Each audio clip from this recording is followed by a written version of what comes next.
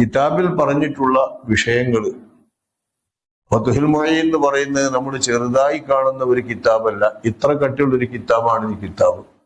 ഈ കിതാബ് 10 വാള്യങ്ങളുള്ള തുഹ്ഫ എന്ന മഹത്തായ ബൃഹത്തായ ഗ്രന്ഥത്തിന്റെ ഏതാണ്ട് ചുരുക്കമാണ്. മഹാനായ ഇബ്നു ഹജർ തങ്ങൾ അവരുടെ മറ്റു പല ഗ്രന്ഥങ്ങളുടെയും ചുരുക്കമാണ്. ഇബ്നു ഹജർ എന്ന് പറയുന്ന മഹാനായ പണ്ഡിതർ, അവരാണ് ഇപ്പൊ ശാഫിഈ മദ്ഹബിനെ സംബന്ധിച്ച് നമ്മളറിയുന്ന കാലത്തൊക്കെ എന്തെങ്കിലും ഒരു മസ്അലയും വിഷയവും ചോദിച്ചാൽ നമ്മുടെ നുസ്രത്തിലും ബുൽബുലിലും ഒക്കെ നമ്മൾ ചോദ്യോത്തരത്തിലും ഫത്വയിലൊക്കെ വായിക്കുന്നത് തുഹ്ഫ, ഇങ്ങനെയാണ് തുഹ്ഫ ഇത്രാം പേജ് എന്നാണ്. അതിലില്ലാത്ത മസ്അല ഇല്ല. ശാഫിഈ മദ്ഹബ് എന്ന മദ്ഹബ് മനുഷ്യ ജീവിതത്തിന്റെ എല്ലാ ഭാഗങ്ങളിലുള്ള അള്ളാഹുവിന്റെ വിധികളെയും വിവരിക്കുന്ന ഒരു വലിയ മദ്ഹബാണ്. ആ മദ്ഹബിന്റെ അകത്തെ എല്ലാ അള്ളാഹുവിന്റെ അഹ്കാമുകളും മഹാനായ ഇബ്നു ഹജർ റഹ്മത്തുള്ളാഹി തങ്ങൾ അവർ ക്രോഡീകരിച്ചിട്ടുണ്ട്. അവര് മക്കയിൽ ഹറമൈനിയിൽ ദർസ് നടത്തിക്കൊണ്ട്, മക്കയിലും മദീനത്തുമുള്ള പണ്ഡിതന്മാർക്ക് ദർസ് നടത്തിക്കൊണ്ട് 2 ഹറമുകളിലും വലിയ ആലംബവും അവലംബവുമായി ഗ്രന്ഥരചനകളും ഫത്വാകളുമായി ജീവിച്ചിരുന്ന കാലത്ത് അവിടെ പോയി ബഹുമാനപ്പെട്ടവരുടെ ശിഷ്യത്വം നേടാൻ കഴിഞ്ഞിട്ടുള്ള മഹാനാണ് ഈ ഫത്ഹുൽ മുഈൻ എന്ന കിതാബ് രചിച്ചിട്ടുള്ള സൈനുദ്ദീൻ മഖ്ദൂം എന്ന പേരിൽ അറിയപ്പെടുന്ന മഹാൻ. സൈനുദ്ദീൻ മഖ്ദൂമിൻ്റെതാണ് ഈ കിതാബ്. സൈനുദ്ദീൻ മഖ്ദൂം എന്ന പേരിൽ പൊന്നാനിയിലേക്ക് വന്ന പണ്ഡിതന്മാർ അള്ളാഹുവിന്റെ ഒരു നിയോഗപ്രകാരം, അള്ളാഹുവിന്റെ ഒരു നിശ്ചയപ്രകാരം നമ്മുടെ മലബാറിലേക്ക് എത്തിപ്പെട്ടവരാണ്. അള്ളാഹു ഏൽപ്പിച്ചതാണ് അവരെ.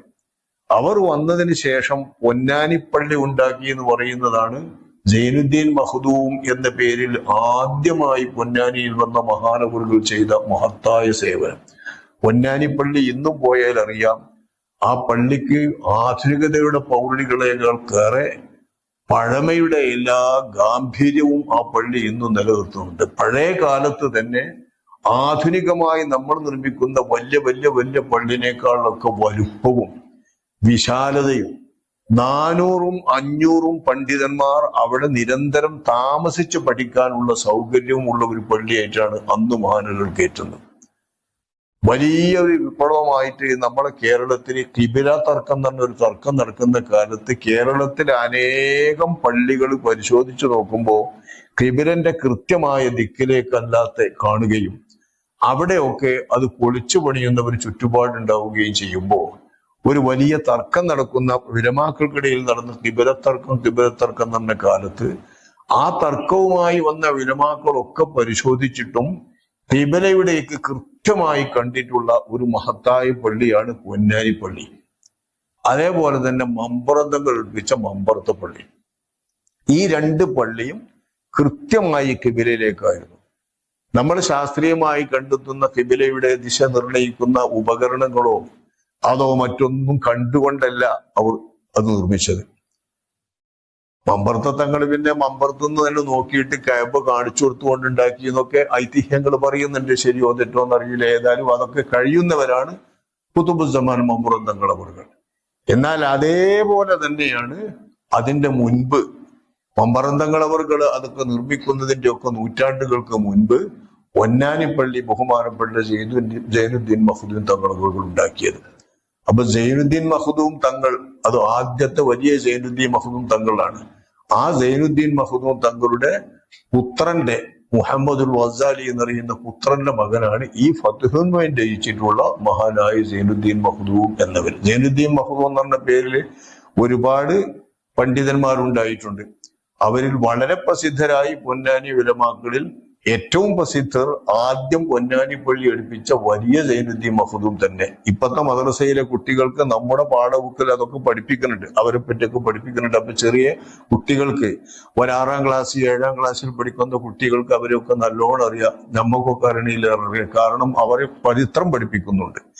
ആ വലിയ സൈനുദ്ദീൻ മഖ്ദൂം എന്നവരുടെ മകൻ മുഹമ്മദുൽ വസാലിയുടെ മകനാണ് ഈ ഫത്ഹുൽ മുഈൻ ഉണ്ടാക്കിയിട്ടുള്ളവർ. വലിയ സൈനുദ്ദീൻ മഖ്ദൂം ധാരാളം ഗ്രന്ഥങ്ങൾ ഉണ്ടാക്കിയിട്ടുണ്ട്. അവർ തസവുഫിന്റെ ഗ്രന്ഥങ്ങളും അതുമായി ബന്ധപ്പെട്ട ഗ്രന്ഥങ്ങളും ഒക്കെയാണ് അധികവും രചിച്ചിരുന്നത്. അവരുടെ രീതിയും അതായിരുന്നു. അവർ അവിടെ തുടങ്ങി വെച്ചിട്ടുള്ള പൊന്നാനി ദർസിന്റെ പാരമ്പര്യത്തിന്റെ ശേഷം പിന്നെ കേരളീയ ജീവിതം മുഴുവൻ പൊന്നാനി ഉലമാക്കന്മാരുടെ സരണിക്കനുസരിച്ചാണ്. അവരുടെ സരണി വിശ്വാസപരമായും ആചാരപരമായും. നമുക്കറിയപ്പോ നമ്മളെ കാലത്ത് ആരൊക്കെ എന്തൊക്കെ പള്ളി ദർസുകളിൽ ഓതിയിട്ടുണ്ടോ ആ ഓതിയിട്ടുള്ളതെല്ലാം പൊന്നാനിയിലെ ഉലമാക്കന്മാരുണ്ടാക്കിയ കിതാബുകളാണ് കാണാം. അപ്പൊ 10 കിതാബ്, 10 കിതാബ് എന്നുള്ള പേരിൽ അറിയപ്പെടുന്ന നമുക്കറിയണ 10 കിതാബ്, ആ 10 കിതാബ് ഇപ്പോ അതിലെ അനേകം കിതാബ് മുത്തഫരിദ് ആവട്ടെ, നൂറുൽ അബ്സാർ ആവട്ടെ, അതുപോലത്തെ കിതാബുകളാവട്ടെ, ഇതൊക്കെ കേരളത്തിലേക്ക് വന്നിട്ടുള്ള മഹാന്മാരായിട്ടുള്ള ആളുകൾ രചിച്ചിട്ടുള്ള ഗ്രന്ഥങ്ങളാണ്. മുത്തഫരിദ്, ബാബു ആരിഫത്തുൽ സുഗറ, ബാബു ആരിഫത്തുൽ കുബറ പോലത്തെ ഒരു 4-5 കിതാബുകൾ 10 കിതാബുകളിലുള്ളത് ബഹുമാനപ്പെട്ട ഇത് രചിച്ചിട്ടുള്ള ആളുടെ പിതൃവ്യൻ സൈനുദ്ദീൻ മഖ്ദൂം എന്ന് പറയുന്നവരായിരിക്കും. പിതൃവ്യനോ അല്ലെങ്കിൽ മറ്റൊരാളോ ആ പേരിലുള്ള സൈനുദ്ദീൻ മഖ്ദൂം തന്നെ അത് രചിച്ചത്. ശേഷമുള്ള അനേകം നമ്മൾ പഠിച്ചു വരുന്ന വിശ്വാസത്തിന്റെ കിതാബുകളും ആചാരത്തിന്റെ കിതാബുകളും ഒക്കെ പൊന്നാനിയിലെ ഉലമാക്കൾ രചിച്ചതാണ്. ആ കൂട്ടത്തിൽ വിശ്വപ്രസിദ്ധമായി ലോകത്തെ വലിയ യൂണിവേഴ്സിറ്റികളിലും പഠന കേന്ദ്രങ്ങളിലും ഒക്കെയും പഠിപ്പിച്ചു വരുന്ന ശാഫിഈ മദ്ഹബിലെ ആധികാരിക ഗ്രന്ഥമാണ് ഈ ഫത്ഹുൽ മുഈൻ. ഞാൻ പറഞ്ഞല്ലോ, ഇങ്ങനെ വെച്ചാൽ നമ്മളെ കോളേജിലുണ്ട്, നമ്മളിപ്പോ ഇത് നോക്കിയിട്ടാണല്ലോ ഈ ചോദ്യോത്തരങ്ങൾക്കൊക്കെ എഴുതുമ്പോൾ തുഫ നമ്പർ ഇട്ട് കൊടുക്കുന്നത്. പല വാള്യങ്ങൾ, 10 വാള്യങ്ങൾ. അത് ഇത്ര വെച്ചാൽ ഉണ്ടാകുന്ന ആ 10 വാള്യങ്ങളിലുള്ള മസ്അലപരമായിട്ടുള്ള വിഷയങ്ങളൊക്കെ, അതായത് അള്ളാന്റെ ദീനിന്റെ അഹ്കാമുകളൊക്കെ ഈ ഗ്രന്ഥത്തിൽ ഒതുക്കപ്പെട്ടു. അത്ര വിശിഷ്ടമായ ഒരു ഗ്രന്ഥമാണ് ഈ ഗ്രന്ഥം. പഴയ കാലത്ത് പൊന്നാനിയിലെ ഉലമാക്കൾ ഫത്ഹുൽ മുഈൻ ഒരു 4-5 കൊല്ലം ഓതി കഴിഞ്ഞിട്ട് വളക്കത്തിരുന്ന് മുസ്ലിയാരായി പുറത്തിറങ്ങുക ചെയ്യുക. അവരാണ് പഴയ കാലത്ത് മുസ്ലിയാരുമാരും എന്ന് പറയുന്ന കൂട്ടര് പൊന്നാനി പള്ളിയിൽ വെച്ചിരുന്ന വളക്കത്തിരിക്കുന്നത്. അത് ഫത്ഹുൽ മുഈൻ ഓതി പൂർത്തിയാക്കിയാൽ പിന്നീട് ഇതേ ഫത്ഹുൽ മുഈൻ തന്നെ അതതു കാലത്തുള്ള മഖ്ദൂമുമാരുടെ തിരുവായയിൽ നിന്ന് കേൾക്കുകയും പരിസരം നിശ്ചയിക്കപ്പെട്ട ഏതാനും ചില കിതാബുകളുടെ ആദിവചനങ്ങളൊക്കെ കേൾപ്പിച്ചിട്ട് അവർക്ക് ദർസ് നടത്താനും ഫത്വ നൽകാനൊക്കെ പറ്റുന്ന അനുമതി നൽകിക്കൊണ്ട് പുറത്തു വിടുന്നതാണ് മുസ്ലിയാർ പട്ടം നൽകിയിട്ട് പുറത്തു വിടുക എന്ന് പറയുന്ന ആ പരിപാടി. അതിനും ആധാരമാക്കിയിരുന്നത് ഫത്ഹുൽ മുഈനാണ്. അപ്പൊ ആ ഫത്ഹുൽ മുഈനിൽ എല്ലാ വിവരങ്ങളും ഉള്ളതിൽ ഇബാദത്തിന്റെ ഭാഗങ്ങൾ, ഫിഖ് എന്ന് പറഞ്ഞാല് നമ്മുടെ ജീവിതത്തിൽ, മനുഷ്യ ജീവിതത്തിൽ വരുന്ന എല്ലാം ചർച്ച ചെയ്തിട്ടുണ്ട്. കച്ചവടമുണ്ട്, വാടക കൊടുക്കണ വസാലുണ്ട്, വ്യാവസായികമായിട്ടുള്ള എല്ലാ ഇടപാടുകളുടെ വിവരങ്ങളും അതിലുണ്ട്. അതിന് മുആമലാത്ത് എന്ന പേര്, വ്യാവസായിക നിയമങ്ങൾ, ഇടപാട് നിയമങ്ങൾ എന്ന്. മുനാക്കഹാത്ത് എന്ന് പറയും വൈവാഹികമായിട്ടുള്ള നിയമങ്ങൾ, വിവാഹപരമായിട്ടും കുടുംബപരമായിട്ടും നിക്കാഹ് മുതൽക്ക് അത് ബന്ധം ഒഴിഞ്ഞാലുള്ള ത്വലാഖിന്റെ വിവിധ ഇനങ്ങൾ അടക്കമുള്ള എല്ലാ വകുപ്പുകളും ചർച്ച ചെയ്യുന്ന ഭാഗം മുനാക്കഹാത്ത്, വൈവാഹിക നിയമങ്ങൾ എന്ന് പറയും. അതേപോലെ തന്നെ ഒരു രാഷ്ട്രവും ഭരണവും ഒക്കെ ഇസ്ലാമിന് ലഭിച്ചാൽ ആ രാഷ്ട്രത്തിന്റെ രാഷ്ട്രീയ വ്യവസ്ഥ പ്രകാരം അവിടെ ഭരണം നടത്തിക്കൊണ്ടുവരണമെങ്കിൽ സിവിൽ നിയമങ്ങളും ക്രിമിനൽ നിയമങ്ങളും ഒക്കെ വേണമല്ലോ. ആ നിയമങ്ങളിലെ ക്രിമിനൽ നിയമങ്ങളൊക്കെ വിവരിക്കുന്ന ഒരു ഭാഗം, ആ ഒരു ഭാഗമാണ് ജിനായാത്ത് എന്ന പേരിൽ അറിയുന്നത്. അതിന്റെ ആദ്യ ഭാഗമായിട്ട് പറയപ്പെടുന്ന ഭാഗമാണ് ഇബാദാത്ത്, ആരാധനകൾ നമ്മൾ ചെയ്യുന്ന, അള്ളാഹ്ക്ക് ചെയ്യുന്ന ഇബാദത്തുകളുടെ നിയമങ്ങൾ. ഈ നിയമങ്ങൾ വിവരിക്കുന്ന ഭാഗം ഫത്ഹുൽ മുഈനിന്റെ ഏതാണ്ടൊരു പകുതിയോളം വരും, ഏതാണ്ടൊരു പകുതിയോളമുള്ള ഭാഗം. അപ്പൊ ഇപ്പൊ നമ്മൾ തുടങ്ങുന്ന ഈ ദർസ്, ഇത് ഇവിടെയെന്ന് മാത്രമല്ല നമ്മുടെ പരിസരത്തുള്ള എല്ലാ കേന്ദ്രങ്ങളിലുമായിട്ട് ഉണ്ട്, മറ്റു നാടുകളിലുണ്ട്. ഇപ്പൊ പറഞ്ഞല്ലോ, ആ നാടുകളിലൊക്കെ നടക്കുന്ന ഫത്ഹുൽ മുഈനിൽ ഈ കിതാബ് ഓതി കൊടുക്കുന്ന ആള് വായിച്ചിട്ട് ഈ കിതാബിലുള്ള ആശയം എന്താണ് എന്ന് പഠിപ്പിക്കുകയും ആ പഠിപ്പിക്കലിൽ വരുന്ന സംശയങ്ങൾ, മനസ്സിലാകാത്ത കാര്യങ്ങളൊക്കെ മനസ്സിലാക്കി കൊടുക്കുകയും ചെയ്യുന്ന ഒരു രീതിയാണ് ഇതിൽ സ്വീകരിക്കുന്നത്.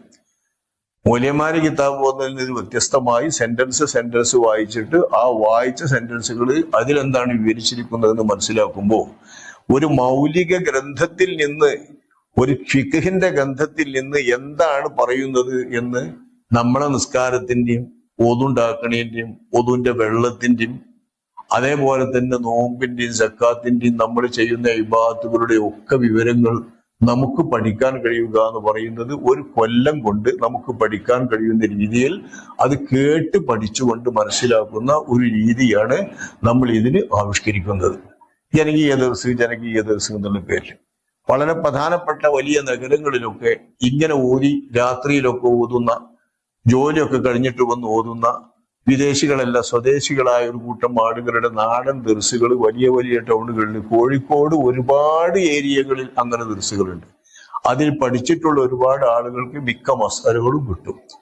അപ്പൊ നമുക്ക് കിട്ടേണ്ട മസ്അലകളും വിഷയങ്ങളും നമ്മളൊരു സമയം നിശ്ചയിച്ചിട്ട് ദിനേന വേണമെങ്കിൽ സുബഹിന്റെ ശേഷമെന്നോ ഇശാമാരിമിന്റെ ഇടയിൽ മഗ്‌രിബ് നിസ്കരിച്ച ശേഷമെന്നോ എപ്പോഴാണ് യോഗം നമുക്ക് പറ്റുന്നതെങ്കിൽ നമ്മൾ രണ്ടു കൂട്ടർക്കൊക്കെ മനസ്സിലാകുന്ന തരത്തിൽ ഇതിൽ പങ്കെടുക്കാൻ ആഗ്രഹിക്കുന്ന ആളുകൾക്കും ഇത് നടത്തുന്ന ആളുകൾക്കുമുള്ള സൗകര്യത്തിനനുസരിച്ച് ദിവസേന ക്ലാസ്സുകൾ നടക്കാൻ ഏതെങ്കിലും ഒരു സമയം നിസ്കാര ശേഷം നിശ്ചയിച്ചാൽ അങ്ങനെ വേണമെങ്കിൽ പറ്റും. ലേശം നേരെ ഇപ്പതിന് വേണ്ടുള്ളൂ. അങ്ങനെ ദിവസേന ചെയ്യാം. അതല്ലെങ്കിൽ ഒഴിവിന്റെ ദിവസങ്ങൾ നോക്കിയിട്ട് ഒഴിവിന് പറ്റുന്ന വിധം കുറച്ച് ദീർഘമായി വായിക്കുന്ന തരത്തിലും ഓതുന്ന തരത്തിലുമായിട്ട് ഇടക്കുള്ള ദിവസങ്ങളിലായിട്ട് വേണമെങ്കിൽ അങ്ങനെ നിർത്താം. ഇങ്ങനെ ഏതെങ്കിലും വിധത്തിൽ സൗകര്യമാകുന്ന തരത്തിൽ ഇതിന്റെ ആരംഭം മുതൽ ഹജ്ജ് വരേക്കുള്ള ഇബാദത്തിന്റെ മസ്അലകളും വിവരങ്ങളും ഒക്കെ വിവരിക്കുന്ന ഭാഗമാണ് നമ്മൾ ഇപ്പോൾ ദർസ് ആമി എന്നുള്ള പേരിൽ ഈ ജനകീയ ദർസിൽ ഉൾപ്പെടുത്തുന്നത്. അത് കിതാബ് വായിച്ച് അതിലുള്ള കാര്യം നമ്മൾ അങ്ങ് കേൾക്കുകയാണ്. അപ്പൊ ആധികാരികമാണ് ആ കേൾക്കുന്നത്. കിതാബിൽ നിന്നാണല്ലോ കേൾക്കുന്നത്, പ്രമാണ ഗ്രന്ഥത്തിൽ നിന്നാണല്ലോ കേൾക്കുന്നത്. ആ ഗ്രന്ഥത്തിൽ എന്ത് പറഞ്ഞു എന്നറിയാൻ നമുക്ക് സാധിക്കും. വയല് കേൾക്കുന്ന മാതിരിയല്ല, ക്ലാസ് കേൾക്കുന്ന മാതിരിയല്ല. ഈ ആധികാരിക ഗ്രന്ഥം വെച്ച് അതിൽ നിന്ന് വിവരിക്കുന്നത്, അതിന്റെ വിശദീകരണങ്ങൾ കേട്ടുകൊണ്ട് പഠിക്കാൻ പറ്റുന്ന ഒരവസരം. അങ്ങനെ പഠിച്ചവർക്ക് വിവരിക്കപ്പെട്ടതുപോലെ നമുക്ക് ഇൻഷാ അല്ലാഹ് സമാപന സമ്മേളനം നടക്കുമ്പോൾ വലിയ പണ്ഡിതന്മാര് അവരുടെ ദർസ് നമുക്ക് രണ്ട് തരത്തിൽ പോകും.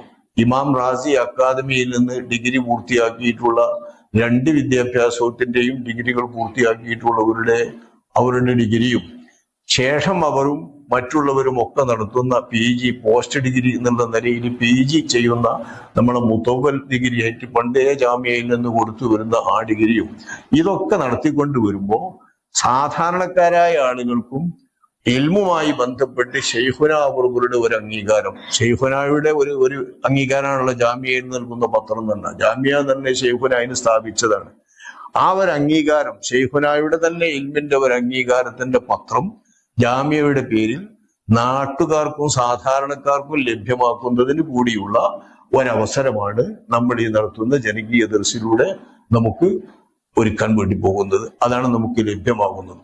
അപ്പൊ ആ ദർസിന്റെ കാര്യം പരമാവധി ഇതിൽ പങ്കെടുക്കാൻ ആഗ്രഹിക്കുന്ന ആളുകൾ, രജിസ്റ്റർ ചെയ്തിട്ടുള്ള ആളുകളും ഈ രജിസ്റ്റർ ചെയ്യാത്ത ആളുകൾ പ്രത്യേകം വേഗം രജിസ്റ്റർ ചെയ്തുകൊണ്ട് അവരൊക്കെ ഒരു പേര് വിളിക്കണം. പ്രത്യേകം അവരെ പേരൊക്കെ എഴുതിയിട്ട് അവരെ പേര് വിളിച്ചുകൊണ്ട് എല്ലാ ദിവസത്തിലും അവർ പങ്കെടുക്കണം. വേറെ പരീക്ഷകളോ അല്ലെങ്കിൽ എഴുത്ത് പരീക്ഷയോ ചോദ്യ പരീക്ഷയോ ഒന്നും ഇതിന്റെ പേരിൽ നമ്മൾ പേടിക്കേണ്ടതില്ല. കാരണം നമ്മൾ പഠിക്കുകയാണല്ലോ. പഠിക്കുമ്പോൾ അപ്പം തന്നെ ചോദിച്ച് മനസ്സിലാക്കി നമുക്ക് പഠിക്കാം. അപ്പം തന്നെ നമ്മൾ ചോദിക്കാൻ പഠിക്കുക. അതാണ്. അല്ലാതെ പിന്നെ അവരൊരു പരീക്ഷയോ ആജാതി ഭീതികളൊന്നും ഇതിലില്ല.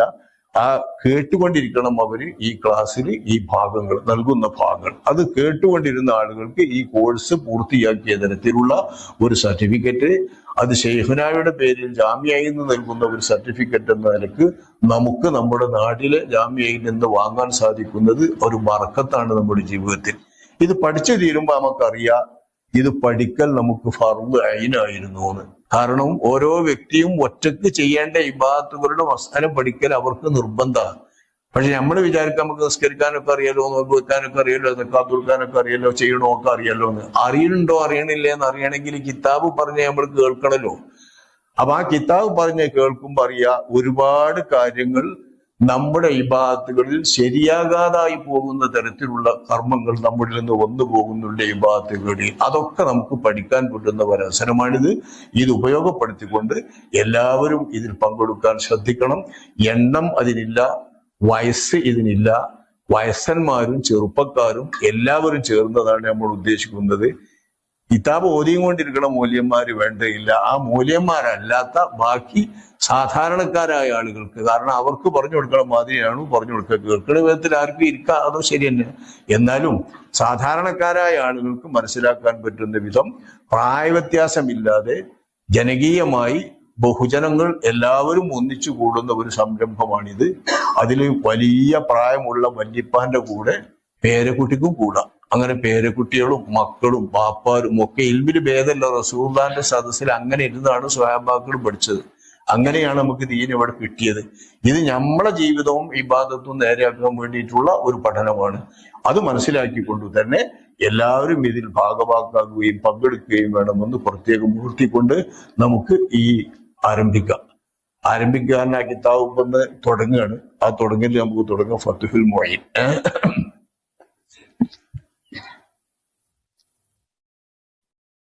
ദർസിൽ നമ്മൾ സാധാരണ ഓതുക, കുട്ടികളെ കയ്യിൽ ഈ കിതാബ് ഉണ്ടാവും, പഠിക്കണ വിദ്യാർത്ഥികളുടെ കയ്യിൽ കിതാബ് ഉണ്ടാവും. അവര് വായിക്കും. ആ വായിക്കുന്ന പദങ്ങൾക്കൊക്കെ ഉസ്താദ് പഠിപ്പിച്ചു കൊടുക്കും, വാക്കുകളുടെ അർത്ഥം പറഞ്ഞു കൊടുക്കും. ഇങ്ങനെ ഘടന ഒപ്പിച്ചിട്ട് ഇങ്ങനെ പോകലാണ്. ഇത് ആഴത്തിൽ പഠിക്കാനാണ്.